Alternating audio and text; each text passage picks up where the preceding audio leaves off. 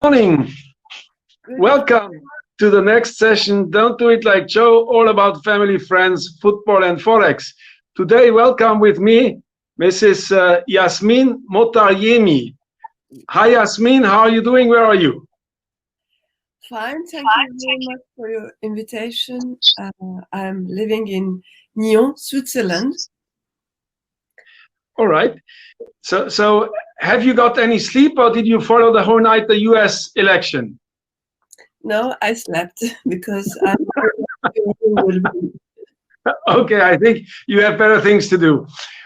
So I thank you so much to join us for this interview.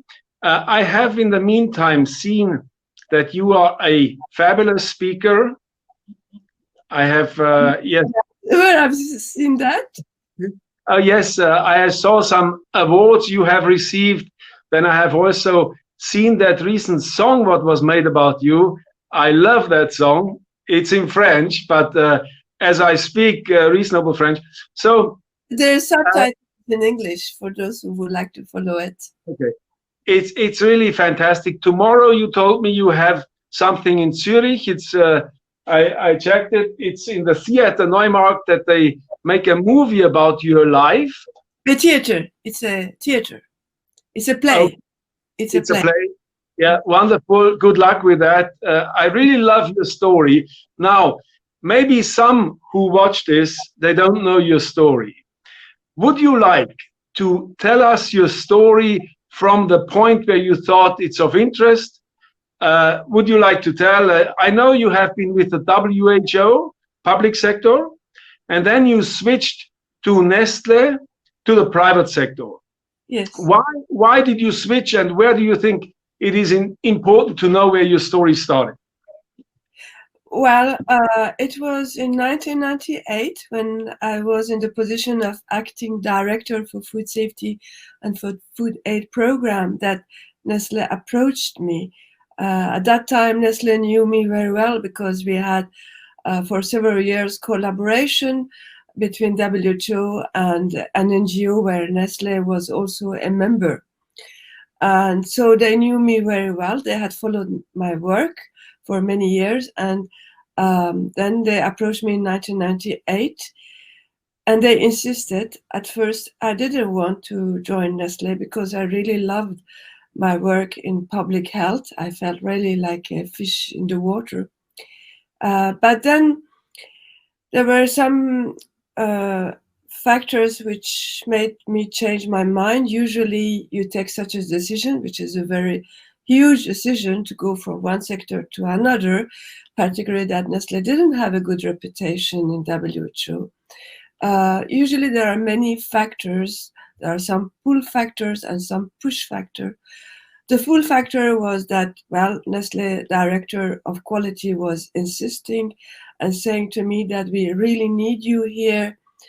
And he proposed me the job of corporate food safety manager.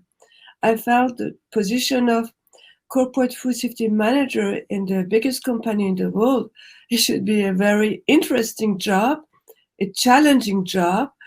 And it gives me an opportunity to see how all those laws and regulations that we were developing in regulatory sector could really be applied in the real world. So this, they say curiosity killed the cat. That's what happened to me. So it was my curiosity which brought position, because from a financial point of view, it was not much different. In WHO, I had a diplomatic status. I had a good salary with the diplomatic advantages. So there were also some structural changes in WHO. And I realized that in WHO, I had been working in that position for 10 years. Since I was not a medical doctor, I had a PhD, but not a medical doctor, I didn't have much opportunity to change, to move within WHO, to get new inspirations. And I felt that perhaps this is an opportunity. So that's how I I accepted the position, and I Okay. went to. It was in the year 2000. After 2 years, of insistence. Oh. All right. So in year 2000, you joined Nestlé already. Yes. And then what happened next? When did then this escalate? Like, what did you discover and what happened next? So when I joined, I had to first discover the company. I visited different factories, markets, research centers. I looked at their operations, their documents, and on paper, I saw a company which looked good. They had good policies. Things looked good on paper, but in reality, I saw a lot of gaps, a lot of shortcomings in implementation. Sometimes people didn't have the proper expertise. Sometimes they just had too much to do and they couldn't do their work. Sometimes the procedures were missing. Sometimes the work was done in a sloppy manner. So I established a program on 4 axes to strengthen food safety within Nestlé. One was just overall to improve their food safety management system, the comprehension, training, and guidelines which were missing, and so on. A second axis of action was to develop programs for specific risk and issues which have been neglected or emerging at that time. Because I have to also say, when I joined Nestlé, food safety, it was a time increasing in importance, and there were a lot of new regulatory developments, new expectations. So there was a lot of shortcomings in Nestlé. So I developed a specific program for neglected or emerging danger.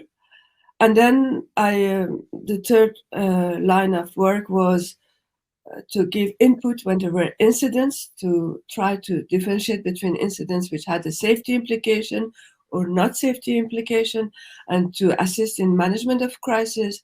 And the fourth was to work with external world, with international organizations, university, and other countries, to see what are the regulatory and scientific developments to bring in line our internal system with outside world development. But they were also giving input into research and helping with the communication within the company and all kinds of things. It was a huge work. I worked day and night, and I was very, very appreciated, extremely appreciated. My performance were consistently evaluated as above expectations, or sometimes far above expectations, always. Okay. So that was my honeymoon period, which lasted about 5 years. During this period, I also met some people who were negligent. I would say, I would call it a sort of a corruption. You could call it technical corruption. Corruption is not only financial corruption. We know bribery as corruption, but there is other type of corruptions. And I would say deliberate negligence is some people. And I had to come into conflict with them to correct their situations, or I thought that I was correcting the situation.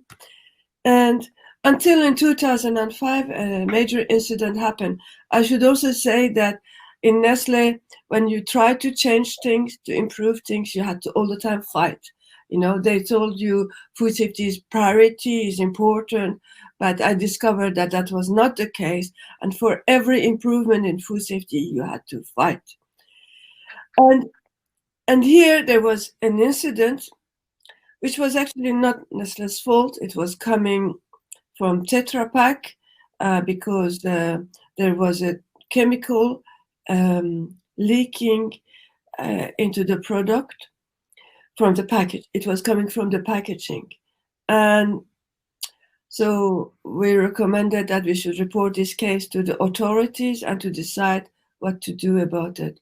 The EU authorities made a mistake because they accepted the evaluation of Nestlé without asking their independent evaluation.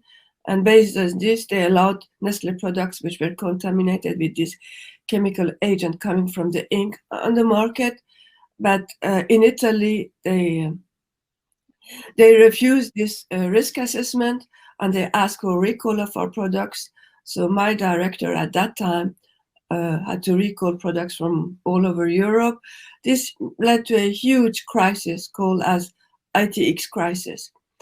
As a result of this crisis, the CEO was not happy that my director had recalled products, and he dismissed my director of quality, why he had recalled products, and he appointed a man with whom I had previously conflicts over food safety, and I considered him to be negligent in many cases, among others, in the case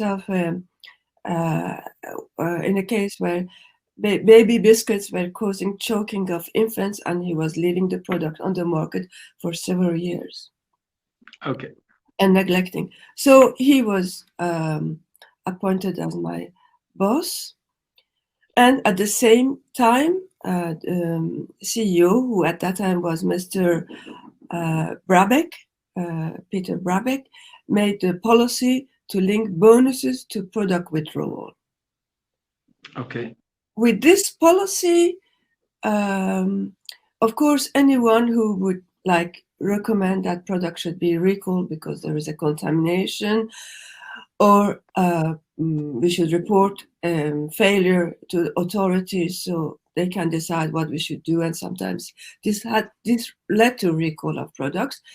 Well, of course, that kind of person was not desired in the company. Yeah.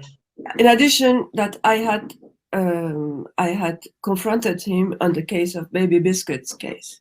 So he started to retaliate against me for previous case, but also in anticipation that I will be possibly asking recall of products or reporting products to authorities or so on. So he started his harassment. Now, in addition to my harassment, he was not allowing me to do my work. He was blocking my instructions. He was defaming me in public with my colleagues, discrediting me, denigrating my work. And he also was doing wrong things. And among wrong things, he was recommending, for instance, our operations that they don't need to test the raw material for chemical agents. Okay. And he was saying that we should rely on suppliers, where many times where suppliers were not reliable, and we had many incidents because the raw material was contaminated. Okay. I'm sorry. One moment. Yeah. Oh, that gives me also time to have a sip of my coffee. So with this, the harassment started, and since he was doing wrong things, giving wrong recommendations, and not managing food safety properly, and not letting me do my work, I had to alert the management. Yeah. Okay. Which year was that, Yasmine? I started to alert the management in 2006, November, December 2006. Okay. And I asked for an examination of my situation and audit of our department. Yeah. It was in 2006, November 2006, I report to my second level supervisor, Mr. Werner Bauer, and I asked for an audit of our department. And he accepted that. He asked the Human Resource Department to organize this, but HR calls me and asks to withdraw my request. Okay. And he says that in Nestlé, the boss is always right, and you better remain quiet. Okay. I accept to withdraw my request, provided that they clarify my role in the new structure, new department, because it was not clear what were my responsibilities anymore. Yeah. So 3 months passes and nothing happens. So I started to alert again that wrongdoings are continuing in this department. Yeah. I cannot work, and food managed, and he's blocking me. And I waited a few months, and every day I was preparing myself how I should report the issue. In the meantime, I had actually a new second level supervisor, new director of operation. His name was Mr. Jose Lopez. And he didn't call me, and in meetings I realized that he's giving his support to my boss, and he never tried to find out what were my issues. Okay. I should also say that Werner Bauer, the first level supervisor, Werner Bauer, who was my the first director to whom I reported the wrongdoings, he said in the court that he knew my problems, but he did nothing. He admitted this. So Jose Lopez also didn't do anything. Yeah. And time passed, and wrongdoings were continuing. In the meantime, incidents were happening all the time, and the more incidents were happening, the more I became a problem for the management, because I was the witness of their negligence. Yes. So that sounds really, you went through a lot of basically psychological torture, and I mean, very uncomfortable to go every day to work. Now, two questions. One, Yasmine, why did you not say, okay, I'm leaving, I resign? Why did you stay on? And what was then next? How did it continue? Yeah. Actually, it was exactly at the time when I realized that Mr. Jose Lopez is not paying attention to my alert, that I had told myself, what should I do? Should I leave or should I stay? Now, there were a few reasons for which I decided to stay. One of the reasons was that the management was making a policy that if there is a problem, you should report, and we will examine your complaint. And they had developed in the meantime a policy, whistleblowing policy, that you should report problems, and they promise you a fair examination of your problems. So I felt it would be stupid of me not to try this channel that the company is offering me. Of course, you will see that later on. I also realized that this was fake, but I decided I wanted to know how far this corruption is going. Okay. Is it what level of the company? Is it up to CEO or not? My second reason was that since I had worked in the public health sector and my family was also a family of physicians, and I was thinking like a public health person, and I told myself, why should I leave when actually I haven't done anything wrong, and the problem is here in this company. The real food safety problem is in this company. Should I go to somewhere where there is no problem? A physician doesn't leave its patient and go somewhere where there is no patient. You know, if you are a food safety professional, you should stay where there is a problem. Very nice, very nice. Okay, that makes a lot of sense. I mean, you saw yourself as a doctor and you couldn't leave that patient. Exactly, yes. Very good. And in the meantime, they tried to force me into job, which I call them, actually they themselves, they call this in court disgraceful. Why do they call it disgraceful job? Because in order to convince me to take this disgraceful job, Jose Lopez was telling me that when he was young, he was killing cockroaches in a factory, and each time he was repeating this to me. And when in the court they asked him, "Is this correct that you have been telling her this?" He said, "Oh yes, I have told her this because I wanted to make her accept a disgraceful job." So what I want to tell you that they tried to push me into a disgraceful job, which I didn't in the beginning. I said, no, I don't accept. Later on, I said, fine. And this was again to challenge them to see how far their corruption is going. Okay.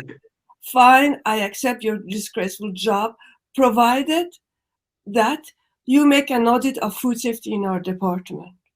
Okay. You correct the situation, because I cannot stay in a company, even if you are paying me very well. It was a golden cage. I would have been very well paid, and this was actually the defense of Nestlé, that they have offered me a very well paid job, which was disgraceful but very well paid, almost to do nothing, or to do whatever they just was ordering me. And I said, I cannot accept until you're having this kind of wrongdoings in this company. Okay. So they didn't.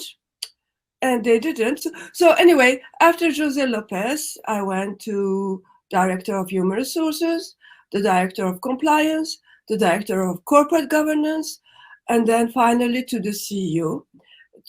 For the final stage, I had to ask a lawyer to write a letter to the CEO because I was too damaged, and I felt that it's better someone comes speak man to man. No, in a Mac company, you need that. And okay. That because it was just after that. Yasmine, when you say man to man, did you also experience any discrimination of gender or sexism or not really? Yes, I did experience discrimination both on gender and also nationality. On gender, I can say that once, when the deputy director was retired and a new deputy director was going to be appointed, the director of that time called me in his office and say, look, we are going to appoint Rudy Walter as new deputy, but I want you to teach him to be like you. You know, okay. I was his right hand as the corporate food safety manager to appoint someone who was below me in terms of rank. And then they asked me to teach him to be like me. And then another time, the director, the advisor for human resources told me, lady, you know what's your problem? I said, no. And then he said, the problem is that you are a woman and short in height. Wow. So I said, what do you want me to do with my gender and my height? I cannot help it. He said, well, you should learn to be much more aggressive in your behavior. To which I answered, in order to cut ahead, I don't need to be aggressive. Okay. All right. So that sounds already very very bad vibe at the working place. But what exactly then led to the termination, and what was that moment where then you separated from the company? Well, I was insisting since several years to have an audit for food safety and also an investigation into my harassment. And the company refused to audit for food safety, which I found totally unacceptable. But then after 3.5 years, they made an investigation into my harassment. But I soon discovered that this investigation was fake. The investigator, I realized that just before the investigation, they had made an organizational chart, an organigram, where my name was not on the organigram. And I realized that possibly they have already decided to dismiss me without even having examined my complaint. Okay. And afterwards, they went on with this investigation without knowing my allegations, without questioning my witnesses, without examining my documents and proof. And finally, 4 people who had never met me and who had no idea what are the allegations signed a report that there is no harassment. It was in the midst of this investigation which I realized this was a fake investigation, that I consulted a lawyer, and this lawyer wrote a letter to the CEO asking for a meeting so that they could discuss man-to-man. Okay. CEO did not answer me and just fired me on the spot.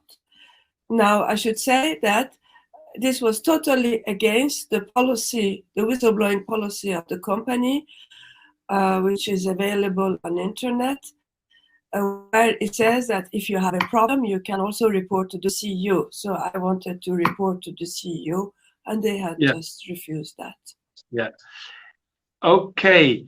I see the situation gets now clearer. So basically, it was an ongoing, let's say, dispute over 3 years where you discovered wrongdoing in the company. 4 years, you wanted to change it based on the corporate policy internally. You went to HR, you went to the management, you went even to the CEO. But instead of taking your concerns serious, they basically terminated your contract. Is that correct? Yes, just I would like to add 2 points. It was 10 years work, because before those 4 years, as part of my work, I was also challenging the company for their wrongdoings. It was all the time a fight, except that at that time I was not harassed, and at least they were allowing me to speak up, and they appreciated for speaking up. I was getting bonuses for speaking up. But then what I call internal whistleblowing was 4 years. Yeah. During which I was increasingly harassed, and this harassment was not my boss. Actually, it was there was my boss who was retaliating against me from previous cases, and he was harassing me in anticipation so that I don't ask for product recall or thing like this, so that he loses his bonuses and so on. But the harassment was also coming for upper level, and the proof is that the court, which we will discuss later on, recognized that the investigation that they did and the job that they offered me were both harassment, and they were not corrective actions. It sounded already to me like you explained it. Yeah, I felt also, because when you have been in a leading position, responsible, and always gotten the exceed expectations or pass far the expectations, so that was then probably a bit done on to make you feel unhappy. Yeah, makes sense. Now, do you know Albert Camus? Sorry, what? Do you know Albert Camus? Do you know him? Yeah. He's a French writer and a Nobel Prize winner, and he actually said, and that reminds me very much on you now, Yasmine. He said, if you see wrongdoing, you have to speak up. But if you really want to change it, you have to risk your life. and that's what you actually did. Yeah. And it was in sometime in 2008, I had realized that they are not going to do anything. And actually, the director of compliance told me that we won't do anything. You can turn to the law. But this was the expression he used, but it means that you can go to court. And that day, I told myself, I will go to the court, yes, but my court will not only be Switzerland. My court will be the world. I will speak to the world about what is going on here. And Yes. that was the day I promised myself that from now on, I'm going to write my book. I'm Okay. going to decide what's going to happen. I'm not going to accept that I will be subject to what you are doing to me. I am going to play the music and you will dance with it. Okay. What happened then? You wrote your book. You went to court. It was a long battle. I mean, you eventually won this year in spring, which was a real big victory for you. And I also know you have been nominated for the Prix de Courage because of your real strong efforts to change things. Like what happened this 8 years of battle, legal battles? What was your biggest disappointment also in that long battle? The the battle was actually from 2010. It started in 2010 from the year I was fired. And in the beginning, I was thinking that I had the support of my legal insurance, litigation insurance, but they dropped me. So that year, I started to prepare a lawsuit both against or legal procedure, to be more correct, both against AXA and Nestlé at the same time. Okay. When you are fighting alone against two multinational companies, you can Yes. imagine what is the pressure. And you don't even have a job, and you Yes. don't even have a job, and you're looking for a job. Yes. And this was followed by the fact that the Nestlé pension fund also sued me. Nestlé also sued me for having spoken to the media, although I considered I was all in my right because I had reported my case to authorities. So I was in my right to report why I was making a lawsuit. And so has been a 10 years battles, many legal battles against several big giants. Yes. Yeah. And Yasmine, how often have you been in a courtroom since 2010? oh, many times. I mean, some of it was in paper, big papers, 200 pages, 300 pages, paper documents that I had to prepare with my lawyers. But the audiences with with Nestle took, I don't know, perhaps 10, 12 audiences took place in the court. One of them was the CEO of Nestle, because you have to realize that my counterpart was not my boss who harassed me, was the two CEOs of the Nestle and two top directors of Nestle. That means four directors. This was Jean-Marc Duvoisin, the CEO of Nespresso, Paul Bulke, the CEO of Nestle. Actually, they are all former CEOs. Yes. José Lopez, who was the director of operations, and Mr. Castaner, who was the director of administration. Of course, now they are all gone. They have all retired. But I was confronting the top management of the company, plus all the top directors of the company was called to court. But note that the media didn't write much about what these gentlemen had to say in the court. And that would have been my next question, Yasmine. the gentleman said in the court was actually worse than they had done. And we can come back to that. But you asked what was your previous question? You asked me, what did you ask? The biggest disappointment during that 8 years. My biggest shock was to see that I was totally dropped by the food sector. One of the reasons one among many reasons I was recruited by Nestlé was I had, as in French, un grand carnet d'adresses. I knew a lot of people, people all over the world, from authorities, from people in the food industry, in universities, and that was because I had an international recognition. Role, yes. How many people who actually asked themselves what happened to Yasmine? How many people were interested to know about my experience? 3, 4 maximum. Wow. Yeah. They all dropped me. I mean, now they drop me as a friend. I can understand. But no one, no public health authority, no food safety expert being interested to know what was my experience, the experience of the corporate food safety manager of Nestlé, the one who they previously invited to conferences. What does she has to say today about her experience? Do you have an explanation for that? Why this was like it was? I don't know. I don't want to speculate.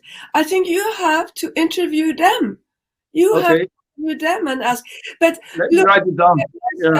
There were several journals who are like women journal, like Annabelle in Swiss German or Marie Claire, who wrote about me. But no food journal has ever written about this story. That's a very interesting topic. And I see what I can pick up on this because it's a very interesting. Okay. And that's a humanitarian organization. I mean, there are many organizations who say we support whistleblowers, like Transparency International. Yes. Or there is Amnesty International who says we support human rights. And then they sometimes support Snowden. I mean, some of them, they do support Snowden. No one supported me. No one even wanted to know what was my experience. You know, under the leadership of Mr. Dick Marty, there is some 114 NGO who are launching this initiative called Multinational Responsible, or in English it's called Responsible Businesses or something like that. Yeah. None of these NGOs have been interested in reporting or learning from my experience. No. That's a bit surprising because I was not aware of that. I thought they are very supportive, but that's good to know.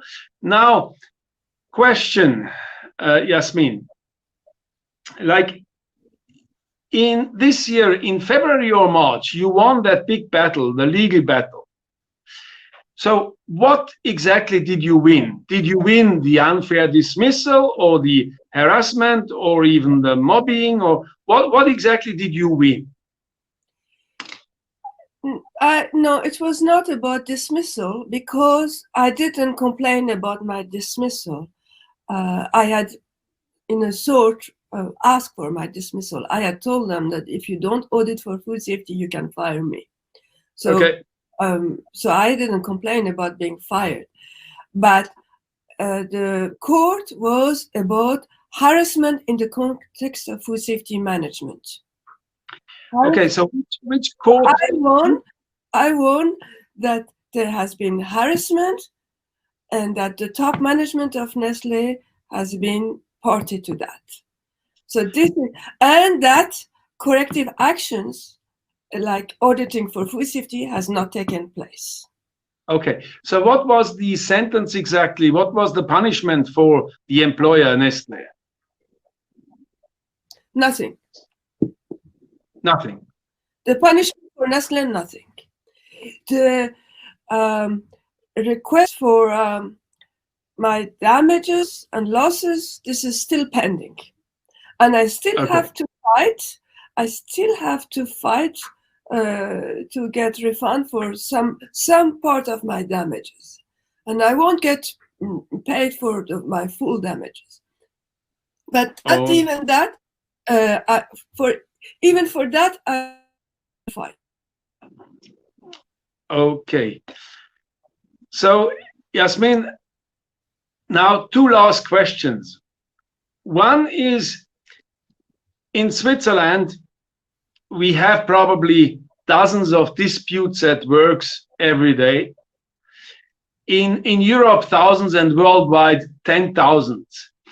what made your case so unique that you almost risk your life to get Nestlé to court and to win the battle?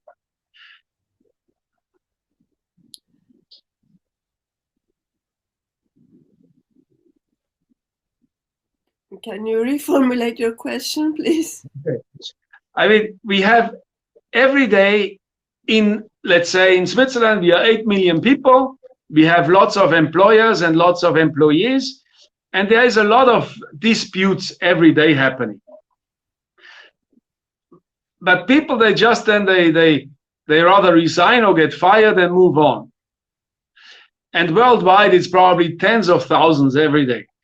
But what made your case so unique that you said, I stand up for my rights, I go to the end, I want to fight for justice and risk my life?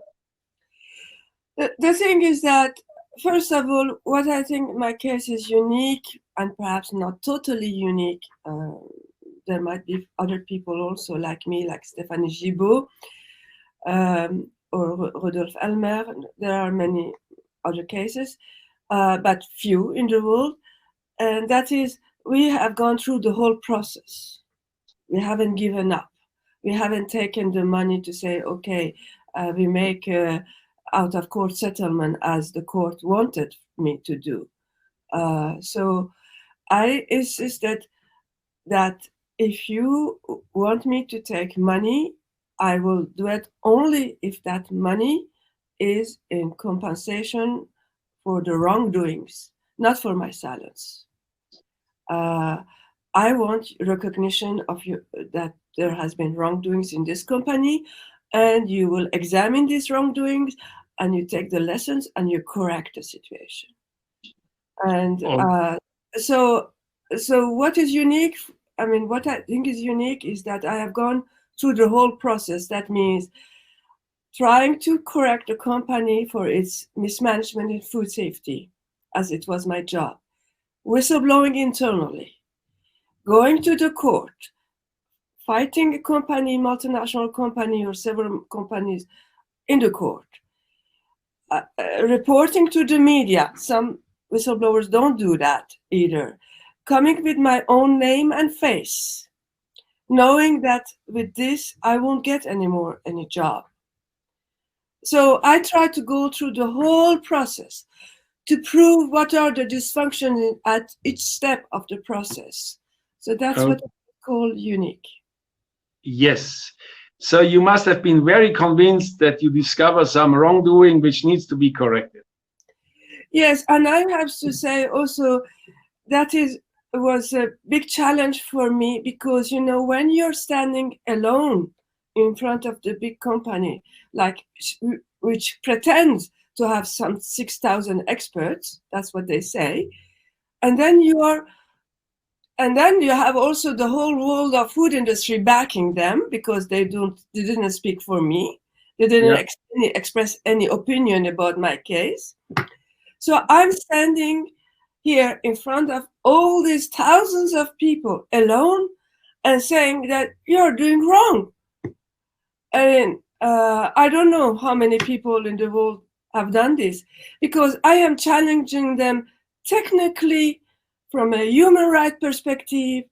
I'm challenging the top management of the company, saying that you are doing wrong, and this totally alone, without the support of any of those NGOs, without the support of public health authorities. And there has been some colleagues who have been supporting me. I said there is 3 or 4, but also they don't do it so much publicly. They do it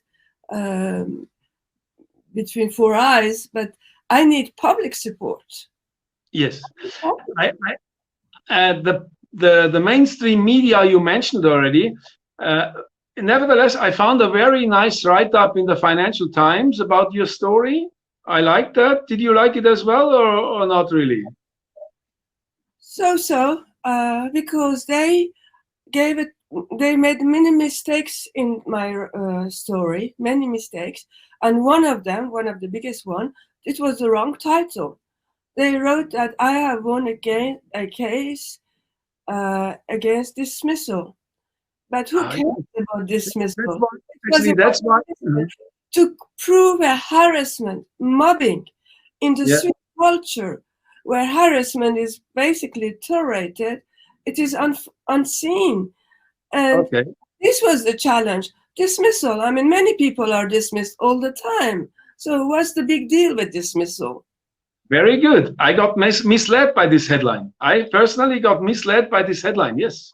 Yeah. But you know, with the media, I mean, imagine BBC made an interview with me. That was December 2019. And they said that they will broadcast my interview in February, 10th of February 2020. In the meantime, I had won my case, or let's say proven my case, not totally win, but proven my case. And I informed them this. And after that, they told me that they will not broadcast my recording because their lawyers do not authorize them. No. Yes. No. Yes. Oh, wow. So please go and interview media. Please go and interview BBC, New York Times, who also did something similar to me. Go and interview Le Monde. You know, it's interesting. With Le Monde, it's very interesting. They wrote an article about former President Giscard d'Estaing, accusing him that he had some sexual wrongdoings with a journalist. Yeah. Now, Mr. Giscard d'Estaing has a certain age, you know. And he is a retired man. So what's I have to connect to the battery.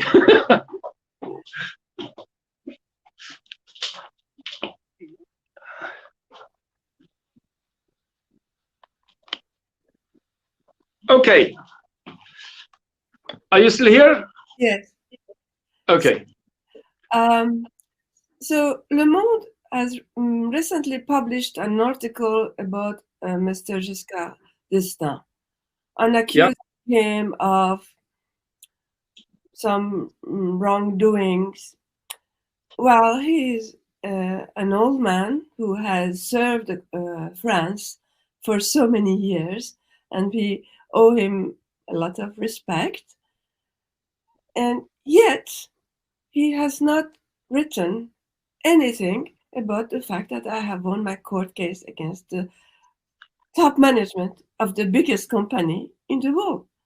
It's incredible. I mean, it's very sad. At the same time, I had now many guest speakers in my show, and I have heard similar things, that the media is in the meantime very economic orientated. Like, you do not want to lose advertisers, you do not want to lose lobbyists and all. It's unfortunate, because the original idea of journalism is actually to find the truth and publish the truth, right? Yeah. Yes, but I like to say one thing. Many think because media is criticizing president like President Trump or Mr. Sarkozy, Mr. Macron, that they have a freedom of speech and they are independent. That's not the case. They have perhaps freedom of speech, but freedom of speech means that you are free to report or not to report. The thing is that freedom of speech is different than being impartial. It's different to be independent. They have freedom of speech, but they are not impartial and independent. They belong to the same economic world. And it's not only an issue of publicity and money and so on. It's an issue at the top level. They are all in a big club. These people are in the same club, and this is the economic club, and they are covering each other. So it needs people like you, Yasmine, to speak up. Now, as you may have seen other guest speakers on my show? Did you watch some videos, Yasmine? I have not had the opportunity yet. I'm sorry, because I was informed quite late and I had some other things to do, but I will do that. I will do that. Okay. So I let you know the motto of our show is that the audience can learn from professionals or from people who have experienced unique things like you. Do you have any advice when somebody gets in the same situation like you, getting retaliatory action, harassment, mobbing in the workplace? What would you advise? How to react? How to follow up? To speak, to tell you the truth, there is not one single answer. One has to look at every case separately and look at the conditions of this person. What is his age? Whether does he have a family? What are his values? What are his financial resources? Which country he is? There are so many factors that one has to consider, that the advice should be tailor-made to the person. There are cases where I say, yes, go ahead and fight, because I feel that this person needs it, has a chance, and is not jeopardizing his family. But there are also those young people who have a family who they have to support, and I say, look, first you should look after your own family. I mean, my son has been in the same situation, and I told my son, look, son, you have 3 kids, you have to think about them first. But he didn't listen to me, and he followed my path. Okay, good. Yeah, he listens to the mom. That's nice. So, but apart from that, do you have any like philosophical life advice which you follow to keep your good spirit up? Trust yourself. Trust your instincts. Trust your instincts. Trust your heart. Follow your heart. You know, very often I've been thinking rationally, what is the right things to do, and then you end up with decisions that you are not feeling happy with yourself. And I think you should listen to your heart. Okay, okay. I think that's a good advice. Listen to your heart. Yasmine, thank you so much again, and I wish you a good time tomorrow evening in Zurich, and then we stay in touch, and maybe we do a follow-up or more. Okay? Thank you very much. Thank you. Thank you very much. Okay, Yasmine. Bye-bye. Bye-bye.